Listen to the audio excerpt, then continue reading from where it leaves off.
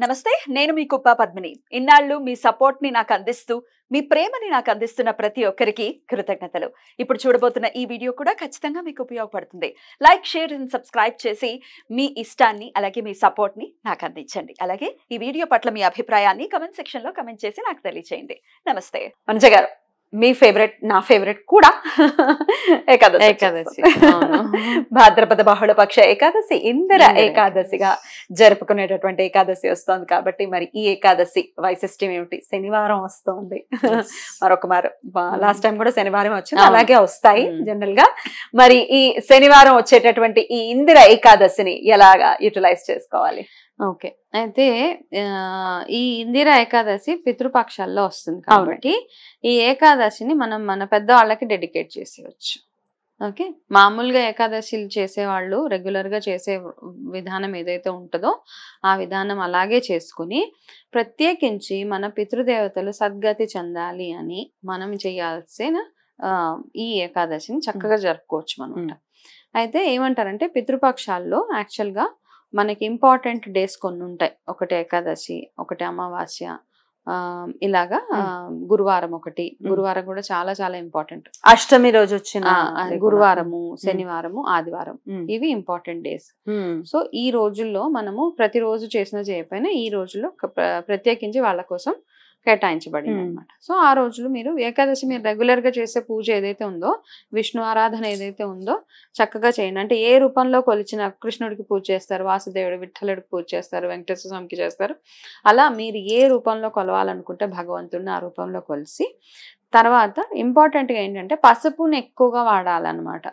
ఈ నార్మల్ గా కూడా ఈ పితృపక్షాలు అవుతున్నప్పుడు, అంటే మీరు ఇంత దాకా చేయకపోయినా ఇక ముందు ఈ వీడియో చూసిన తర్వాత మీరు స్నానం చేసుకునే నీళ్ళల్లో కొంచెం పసుపు వేసుకొని స్నానం చేసుకుంటే ఈ చాలా అంటే మనకి వాళ్ళ ఆశీర్వాదం బాగుంటది అని అంటారనమాట. అంటే పితృదేవతలకు మనం ఏది చేసినా పసుపు రంగుతో ఎక్కువగా ఉండేలాగా చేస్తాము. దానితో పాటు ఏకాదశి వచ్చింది అంటే విష్ణుమూర్తికి ఇష్టమైన తిథి ప్లస్ రంగు పసుపు. కాబట్టి పసుపు పూలు, పసుపు వస్త్రాలు, పసుపుగా ఉండే ప్రసాదాలు ఇవన్నీ పెడుతూ ఉంటాం ఆ రోజు.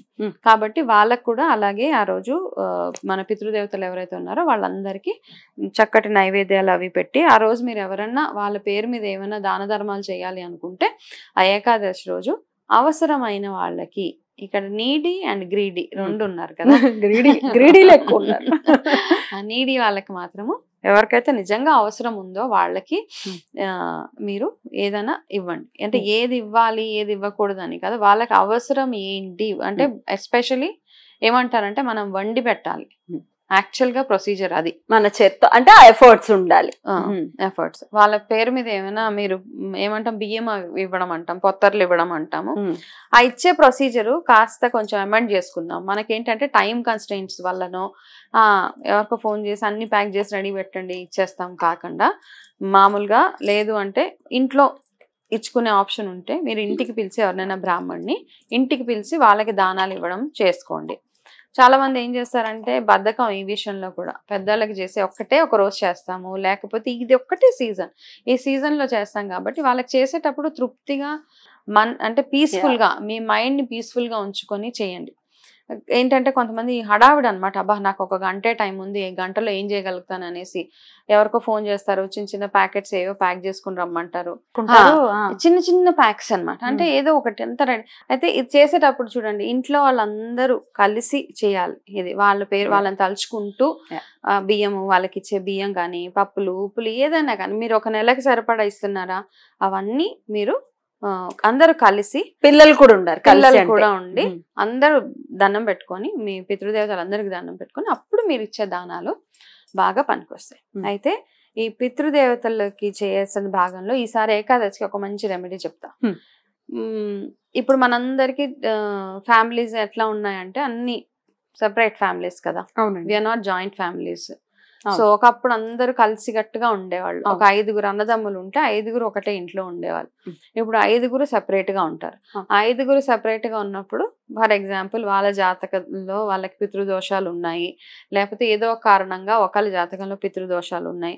సో మనకు అర్థమైపోతూ ఉంటుంది పితృదోషాలు ఉన్నాయంటే ఎదుగుదల లేకుండా ఇంట్లో ఏదో ఒక రకమైన గొడవలు సమస్యలు, లాస్ట్ 99% వర్క్స్ అయిపోయి అక్కడ ఆగిపోయే పనులు కూడా ఉన్నాయన్నమాట. 91% ఇంకా ఒక్క మెట్టు ఇట్లా దాటితే అయిపోతుంది ఆ పని అన్న దగ్గర టక్మని మనకి ఆ పనులన్నీ ఆగిపోతాయి. సో ఇవన్నీ ఇండికేషన్స్ ఏంటి అంటే మనకి పితృదోషాలు ఉన్నాయని. ఈ ఏకాదశికి కానీ ఏకాదశికి ఇంపార్టెంట్ గా చేయండి, లేదు అంటే అమావాస్యకు కూడా చేసుకోవచ్చు. మీ ఫ్యామిలీలో ఎంతమంది అయితే ఉన్నారో మీ ఇంటి పేరు ఉన్న వాళ్ళందరూ కొంచెం కొంచెం డబ్బులు వేసుకోండి. ఎంతైనా ఓకే, 100 రూపీస్ అంటారా, 1000 రూపీస్, మీ ఇష్టం, మీ స్తోమతకి తగినంత డబ్బులు అన్నీ పూలింగ్ చేయండి. అంటే ఒక దగ్గర చేసుకోండి. అవి ఒక 10,000 5,000 ఎంత అయితే ఆ డబ్బులు అన్నిటితో కలిపి అప్పుడు అందరు డబ్బులు కలిపి అప్పుడు మీరు పెద్దవాళ్ళకి ఏదైనా కార్యక్రమం జరిపిస్తే వాళ్ళ బ్లెస్సింగ్స్ ఎవరైతే ఉంటాయో మీ అందరికీ ఉంటాయి అన్నమాట. మీరు దానాలు ఇచ్చేటప్పుడు కూడా అందరూ డబ్బులు కలిపి, లేకపోతే వంట చేసి అన్నదానం కూడా చేయొచ్చు. కాకపోతే అందరి చేతుల నుంచి డబ్బులు పడాలి. అన్నదమ్ములు ఎంత 5గురు ఉన్నారా, 2 ఉన్నారా, 3 ఉన్నారా, ప్రతి ఒక్కరి పాకెట్లో నుంచి కాస్త డబ్బులు ఇచ్చి చేస్తే అది మీ పెద్దవాళ్ళకి అందుతుంది అన్నమాట. ఎప్పుడైతే అందరూ కలిసి ఉంటామో, ఒకప్పుడు అలాగే ఉండేది. అప్పుడు ఇన్ని కష్టాలు కూడా లేవేమో. లేవు ఒక లేకపోతే ఇంకొకరు ఉన్నారన్న ధైర్యం ఉండేది. ఇప్పుడు ఆ ధైర్యం లేదు కదా. ఇప్పుడు మోస్ట్ ఆఫ్ ద డిప్రెషన్స్ ఎందుకు, ఇప్పుడు న్యూక్లియర్ ఫ్యామిలీ, మళ్ళీ చిన్న చిన్న ఫ్యామిలీస్ అయిపోయి హస్బెండ్ వైఫ్ పిల్లలు కూడా చదువులకు వెళ్ళిపోతారు. లాస్ట్ ఉండేది ఇది వైఫ్ అండ్ హస్బెండ్. వాళ్ళలో ఒకరికి ఆరోగ్య సమస్య వస్తే ఇంకొకరి ఆలోచన ఏముంటది, అయ్యో నా లైఫ్ లో ఎవరు లేరే, వీళ్ళు కూడా లేకపోతే నా పరిస్థితి ఏంటి అన్న క్వశ్చన్ మార్క్. కాబట్టి అట్లీస్ట్ ఇట్లాంటప్పుడన్నా అందరూ కలిసి పెద్దవాళ్ళకి చేస్తే బాగుంటుంది. రైట్, తప్పకుండా చక్కటి రెమెడీ కూడా చెప్పారు. ఇక ఉపవాసం ఉండేవాళ్ళు అవన్నీ తెలిసినదే. శనివారం వస్తుంది కదా, అయితే కాబట్టి వాళ్ళకి మంచి ముక్తి మోక్షం కలగాలని అలా తిరుగుతూ ఓం నమో భగవతే వాసుదేవాయ నమః అనుకుంటూ ఉంటే, అలా చేసినందుకు వాళ్ళకి మనకి ఇద్దరికి చాలా చాలా ఆశీర్వాదం భగవంతుడి. బ్యూటిఫుల్.